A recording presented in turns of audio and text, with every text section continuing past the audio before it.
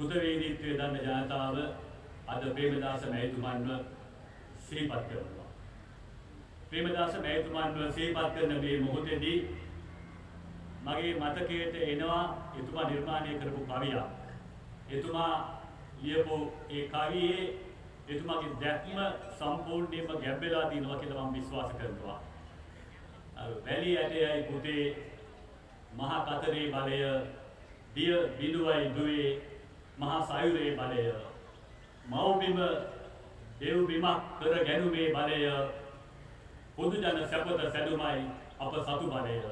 මම හිතන්නේ මේක සජිත් පුතාවත් ගුලාංජලි රුදුවත් අමතනවට වඩා ජනාධිපතිතුමා ඇමතුවේ මේ පොළවේ ඉන්න සියලු තරුණ දරුවන්ව සියලු තරුණ පුතුන්ව සියලු දූවරුන්ව කියලා මම හිතනවා. පොඩ්ඩක් මේ කවිය ගැන කල්පනා කරලා බලන්න. මහා කතරේ බලය එතුමා විශ්වාස කළා කිව්වා වැලි ඇටයයි කියලා. මහා සාගරයේ බලය දිය බිඳුවයි කියලා. එතුමාගේ දැක්මේ පදනම තිබුණේ මෙතන තමයි. එතුමා පුංචි මිනිස්සු ගැන විශ්වාස කළා. මට මතකයි මම කොළඹ ආනන්ද විද්‍යාලයේ ශිෂ්‍යයෙක් වෙලා ඉඳද්දි ආනන්දේ ආපු වෙලාවේ ප්‍රේමදාස මහත්මයා කරපු කතාවක්. පිරමිඩයක් ගැන කිව්වා. එතුමා කිව්වා පිරමිඩේ තියෙන්නේ පහළ හින්දා. ඒ ශක්තිමත් පදනම ඔයගොල්ලෝ දන්නවා තුන් මුලස් විදියට ඒ පිරමිඩය පල්ලෙහා ශක්තිමත් වුණොත් තමයි උඩ රැඳිලා තියෙන්නේ කියලා. එතුමාගේ දැක්මේ පදනම උනේ ඒ චින්තනය. ඇති නැති බැරි මිනිස්සුන් ඇති හැකි මිනිස්සු කිරීම. දිලුදුකම පිටු දැකීම. ශ්‍රී ලංකාවේ දේශපාලන ශබ්දකෝෂයට අඳුන්වලා දුන්නේ ප්‍රේමදාස නායකතුමා. ඒ දැක්ම මත තමයි එතුමා වැඩ කළේ. අවුරුදු 4 මාරක් මෙරටේ ජනාධිපති දුරේ දරපු ඒ කාලේ එතුමා කරපු ක්‍රියාවල් ගැන අද කතා කරන හැමෝම මතක් කළා. අපිට දිගට පෙළ ගස්සන්න පුළුවන්. එතුමා ජනසවිය ගැන මෙරටේ තුන් වේල ගැට ගහ ගන්න බැරුව ඉන්න ජනතාවට එක වේලක් හරි කන්න දෙන්න ජනසවිය හඳුන්වලා දීම ගැන කතා කරද්දී එතුමාගේ ප්‍රතිවාදීන් එතුමාට hina වුණා. ඇඟලුම් කර්මාන්ත ශාලාවල් ගැන කතා කරද්දී එතුමාගේ ප්‍රතිවාදීන් එතුමාට hina වුණා. මතක් කරලා බලන්න එදා ප්‍රේමදාස ජනාධිපතිතුමා මෙරටේ බලය ගන්න ඉස්සෙල්ලා වැඩි උගත්කමක් නැති අපේ ගම්වල ගෑනු දරුවන්ට තිබිච්ච රැකියා අවස්ථාව තමයි නාගරික ප්‍රදේශවල ප්‍රභූ පවුල්වල ගෙවල් වල කුස්සිය රස්සාව. ඒකේ නිමාවක් දැක්කේ ඇඟලුම් කර්මාන්ත ශාලා ඈත ගම්දලව් වලට ගෙන යාමින් පස්සේ. ඇඟලුම් කර්මාන්ත ශාලා 100 ඊට පස්සේ 200 වුණා. අද අපේ රටේ ආර්ථිකයේ ශක්තිමත්ම අංශයක් බවට පත් වෙලා තියෙනවා ඇඟලුම් අපනයනය. ඉතින් කල්පනා කරපු විදිය හිතලා බලන්න. දුප්පත් මිනිස්සු ගැන කල්පනා කළේ මේ සමාජයේ නැති බැරි මිනිස්සු වෙනුවෙන් විශාල පරිවර්තනයක් ඇති කරපු නායකයෙක් ප්‍රේමදාස ජනාධිපතිතුමා. 50 දශකයේදී මේ රටේ දේශපාලනය එක්තරා අන්තවාදී සිංහල පමණක් කියන සටන්පාලයත් එක්ක එක්තරා අන්තවාදී ප්‍රවණතාවයකට යොමු වෙද්දී එක්සත් ජාතික පක්ෂයට සිංහල බෞද්ධ බහුතරයේ තිබිච්ච සියලුම මැතිවරණ කොට්ටාශ අහිමි වන තත්වයක් උදා වුණා. එක්සත් ජාතික පක්ෂයට ආසනයක් දිනන්න නම් ඒ ආසනයේ කතෝලික උදවිය, මුස්ලිම් උදවිය, දෙමළ උදවිය වැඩි ඡන්ද ප්‍රමාණය තීන්දුව කරන ආසන තමයි එක්සත් ජාතික පක්ෂයට ලැබුණේ. මේ තත්වය වෙනස් කිරීමේ කාර්යභාරයේ මූලික කටයුත්ත කළේ විශාලතම භූමිකාව ඉටු කළේ ප්‍රේමදාස ජනාධිපතිතුමාය කියන එක අමතක කරන්නට එපා. එතුමා ගමට කතා කළා. බෞද්ධ ජනපද නෙමේ විශ්වාසය දිනාගත්තා. ඒ නිසා එතුමා අවසන් හුස්ම හෙළනකොට ශ්‍රී ලංකා නිදහස් පක්ෂයට බැරි වුණා සිංහල බෞද්ධ බෞද්ධරයේ ඉන්න මැතිවරණ කොට්ටාස කිසිවක් ජය ගන්න. ඒ තත්ත්වයට මේ පක්ෂය පරිවර්තනය කළේ නාගරික පන්තියට සාම්ප්‍රදායික පවුල් වලට ගමට නෙවෙයි ධනවත් පන්තියට සීමා වෙච්ච පක්ෂයක් කියන හංවඩුව වැදිලා තිබිච්ච එක්සත් ජාතික පක්ෂය පොදු ජන පක්ෂයක් බවට පත් කිරීමේ ප්‍රධාන භූමිකාව ඉටු කළේ ප්‍රේමදාස ජනාධිපතිතුමා. අද වගේ දවසක එක්සත් ජාතික පක්ෂය මේ පිළිබඳව විමසිලිමත් විය යුතු යුගයක් ඇවිල්ලා තියෙනවායි කියන එක මම මතක් කරන්නට ඕනේ. කල්පනා කළේ එතුමා සිංහල බෞද්ධ ජනතාවගේ විශ්වාසය දිනාගත්ත පමණක් නෙවෙයි මට මතක් වෙනවා එතුමා ජනාධිපතිතුමයට පත් වුණාට පස්සේ සිරිපත මන්දිරයේ කරපු කතාවක්. එතුමා මොනවද කිව්වේ කතාවේදී? එතුමා කිව්වා මේ ජනාධිපති ඡන්දයෙන් 50%කට වැඩි ප්‍රමාණයක් මට ඡන්ද දීලා තියෙනවා. මම මේ 50%ට වැඩි පිරිස 51 ජනාධිපතිතුමා හැටියට මම කල්පනා කළොත් 149ක් මට අහිමි වෙනවා. මට එහෙම වැඩ කරන්න පුළුවන්ද? එතුමා ප්‍රශ්න කෙරුවා. සිරිකොත මන්දිරයේ කරපු කතාවේදී. තවත් කරුණක් එතුමා කිව්වා. මේ රටේ සිංහල බෞද්ධ ජනතාව 70%ක් විතර ඉන්නවා. සිංහල බෞද්ධයෙක් හැටියට මම සිංහල බෞද්ධ ජනාධිපතිවරයා හැටියට වැඩ කරන්න ගියොත් මේ රටේ අනාගතය මොනවා වෙයිද? එතකොට අනික් ජන කොටස් වල ජනතාව ඒගොල්ලන්ගේ දුක වේදනාව ගැන සරණ පතන්ත කාගාවලද යන්නට ඕනේ. ප්‍රේමදාස වැයිතුමා කල්පනා ප්‍රශ්න කෙරුවා. ඒ රැස්වීමේදී ප්‍රශ්න කළා කිව්වා මම වැඩ කරන්න ඕනේ 50%ගේ ජනාධිපති හැටියට නෙමෙයි. මම වැඩ කරන්න ඕනේ 70% ජනාධිපති හැටියට නෙමෙයි. මම වැඩ කරන්න යන්නේ 100%ක් ශ්‍රී ලාංකිකයන්ගේ ජනාධිපතිවරයා හැටියටයි කියලා එදා ප්‍රේමදාස ජනාධිපතිතුමා කිව්වා. එතුමාගේ වචන අදටත් බලංගුයි කියලා මම විශ්වාස කරනවා. ප්‍රේමදාස භූමිකාව විග්‍රහ කරද්දී මම විශ්වාස කරනවා ලෝකය අද ගෞරවයෙන් සමරන නායකයන්ගේ නාමාවලියට ප්‍රේමදාස නාමය එකතු කරන්න පුළුවන්. එක්කෙනෙක් ලින්කන් ජනාධිපතිතුමා අවුරුදු 150කට වගේ ඉස්සර කාලෙකදී ඇමරිකාවේ වහල් භාවය නැති කරන්න නිර්භීත තීරණයක් ගත්තා. කළු මිනිසුන්ව බැඳලා තිබිච්ච බැමි ලියලා ඒ මිනිසුන්ට මිනිස්සු හැටියට ජීවත් වෙන්න පුළුවන් අවස්ථාව ලබා දෙන්න අවශ්‍ය සහයෝගය පෙළ ගැස්ුවේ ලින්කන් ජනාධිපතිතුමා. අවුරුදු 150කට වැඩි කාලයක් අද ගත වෙලා තියෙනවා. ලින්කන් ජනාධිපතිතුමා වහලුන්ට නිදහස දීලා අවුරුදු 150කට පස්සේ තමයි දකුණු අප්‍රිකාවේ කළු මිනිසුන්ට නිදහස ලැබුණේ. ඒ නිදහස ලබා ගැනීමේ සරණට නායකත්වය දුන්නේ නෙල්සන් මැන්ඩෙලා. සුදු ජාතිකයන්ගේ යකඩ සපත්තුවට පෑගිලා හිටපු දකුණු අප්‍රිකාවේ කළු මිනිසුන්ට නිදහස දීලා විමුක්ති අරගලයෙන් පස්සේ නිදහස් යුගයේදී සුද්දන්ට පාඩම් උගන්වන්න ගියේ නෑ මැන්ඩෙලා මහත්මයා. සුද්දොත් එක්ක සහයෝගයෙන් වැඩ කළා.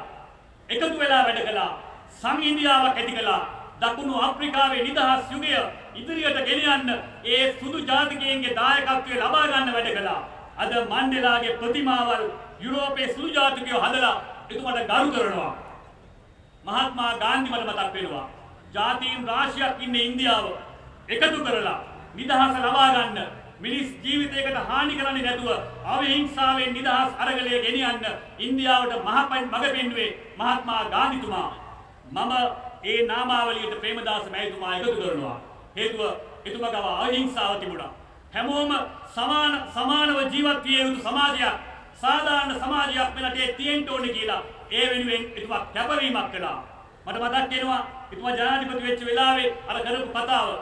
දෙපැත්ත පත්තු වන විලක්කුවක් මම අද බාරගන්නේ කියලා කිව්වා. එක පැත්තෙන් දකුණේ ගින්දර, අනිත් පැත්තෙන් උතුරේ ගින්දර. එතුමා දකුණේ ආයුධ අතරගත උදවියට ආයාචනා කළා. මම ඇස් දෙක වහගෙන ඉන්නම් ඕනම කලාවකට ජීවිත හානි වලින් තොරව මේ ප්‍රශ්නේ බේරගන්න අපි සාකච්ඡා කරමු, අපි කතා කරමු කියලා ඉල්ලුවා. ආයාචනා කළා. බැගෑපත් වුණා. ඒවට ප්‍රතිචාරයක් ලැබුණේ නැහැ. අන්තිමට ආරක්ෂක සංවිධානයට සිද්ධ වුණා මේ රටේ ප්‍රජාතන්ත්‍රවාදී ක්‍රමය ආරක්ෂා කිරීම සඳහා ඒ ත්‍රස්තවාදය වර්ධනය කරන්න.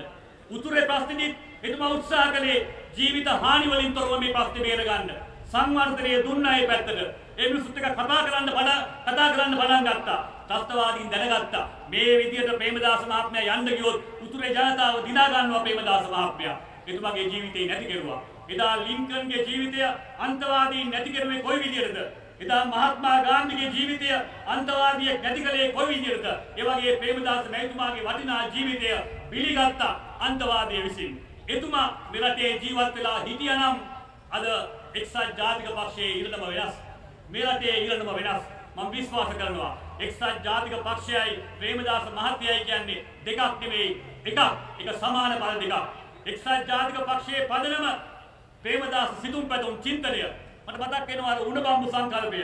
කල්පනා කරලා බලන්න මිනිසුන්ගේ ජීවිත ගැන කොපමණ සංවේදී වීමක් එතුමාට තිබුණාද? දිනපතාම දුම්රිය හරස්පාරවල මිනිසුන්ගේ ජීවිත අවදානමට ලක් වෙනකොට මේ ප්‍රශ්නෙට විසඳුමක් අවශ්‍යයි කියලා එතුමා සංවේදී වුණා. දුම්රිය දෙපාර්තමේන්තුවත් එක්ක කතා කළාම එක ගේට්ටුවකට මිලියන ගාණක් සල්ලි යනවා.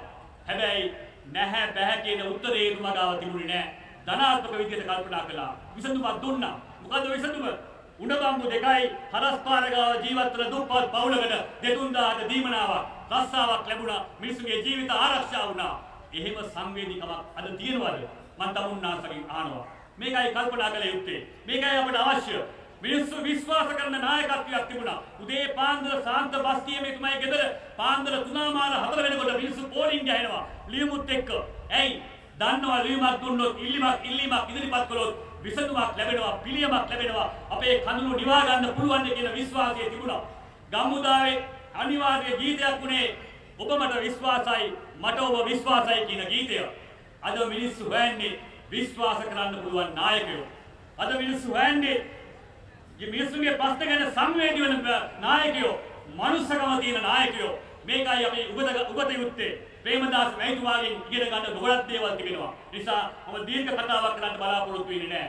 මේ රටේ හැම මිනිස්සෙක්ම සමානව හැටියට සලකලා සමාජ සාධාරණත්වය තුළ පාරේ හිඟමන් යදින මිනිස්සයා ගැන පවා එතුමාගේ අවධානය යොමු වුණා. මතක් කරලා බලන්න. මට මතක් වෙනවා මාවතේ අපි සංකල්පය. පාරේ හිඟමන් යදින මිනිස්සුන්ට අභිමානයක් දීලා ඒගොල්ලන්ට ජීවත් වෙන්න අවස්ථාව දුන්නා. තාත්තා කෙනෙක් අයින් වෙච්ච දරුවන්ට කැපකරු මාපිය ක්‍රමයේ ක්‍රියාත්මක කෙරුවා. මේක තමයි දේශපාලනයේ අවශ්‍ය දේ. මනුස්සකම, අව්‍යාජ බව, සංවේදී බව තියෙන්න ඕනේ. හෘදයාංගම බව තියෙන්න ඕනේ. එතුමා මහජන සේවයේ යෙදුනේ යුතුයකමක් ඉටු කරන විදියට. එතුමත් එක්ක හිටපු උදවියට පක්ෂ ભેදයක් තිබුණේ නැහැ. දැන් ජයතිලක මහත්මයා මතක් වෙනකොට මට ඒක කල්පනා වෙනවා. දැන් ජයතිලක කියන්නේ ඒ කාලේ වමේ දේශපාලන සිතුම් පැතුම් වල යෝධ න්‍යායාචාර්යවරයෙක්. ප්‍රේමදාස මැතිතුමාට සමීප වෙලා හිටියා. සුසිල් සිරිවර්ධන මහත්මයා එදා ජනතා විමුක්ති පෙරමුණේ නඩුවට සම්බන්ධ වෙලා හිටියා. ප්‍රේමදාස මැතිතුමා ගියා ජනතා විමුක්ති පෙරමුණේ නඩුව අහන්න. තරුණ කොමිසමේ නිර්දේශ එතුමා ක්‍රියාත්මක කෙරුවා. 40%ක් තරුණයෝ ඉදිරිපත් කරන්න ඕනේ පළාත් පාලන ඡන්දවලදී කියලා තරුණ කොමිසමේ නිර්දේශය ක්‍රියාවට නැගුවේ ප්‍රේමදාස ජනාධිපතිතුමා. අද ඒක නැති කරලා දාලා තියෙනවා. කල්පනා කරලා බලන්න. අද තරුණ කොටස් මෙරටේ උගත් තරුණයෝ මෙරටේ දේශපාලනඥයෝ විශ්වාස කරන්නේ නැහැ. මෙරටේ දේශපාලනය විශ්වාස කරන්නේ නැහැ. ඒ විශ්වාසය ඇති කරලා ඒගොල්ලන්ගේ ප්‍රධාන ප්‍රවාහයට ඇතුළත් කරගෙන අපේ රට යහපත් ඉරණමකට ගෙනියන්න නම් එක්සත් ජාතික පක්ෂයත් මෙරටේ ජනතාවත් ප්‍රේමදාස චින්තනය නැවත හැදෑරිය යුතු මොහොත ඇවිල්ලා තියෙනවායි කියන එක මේ අවස්ථාවේදී මතක් කරමින් ප්‍රේමදාස මැතිතුමන්ගේ ඒ ගමන් මඟ අපට දෙන ආලෝකය අපට දෙන එළිය අවුරුදු පතා නෙමෙයි දිනපතාම සිහිපත් කරලා මේ රට සමාජ සාධාරණත්වයෙන් යුක්ත රටක්, මේ රට හැම මිනිහම සමානත්වයෙන් සලකන රටක්, මේ රට ප්‍රජාතන්ත්‍රවාදය නිදහස රජ වෙන සමාජයක් බවට පත් කරන්න අපිට දෙන්න පුළුවන් දායකත්වයේ උපරිමව දෙන්න අද වගේ දවසක අදිෂ්ඨාන කරගන්න. ඒක තමයි ප්‍රේමදාස නාමයට අපිට දෙන්න පුළුවන් හොඳම උපහාරය බව මතක් කරමින් මගේ වචන ස්වල්පය මම අවසන් කරනවා. බොහොම ස්තුතියි.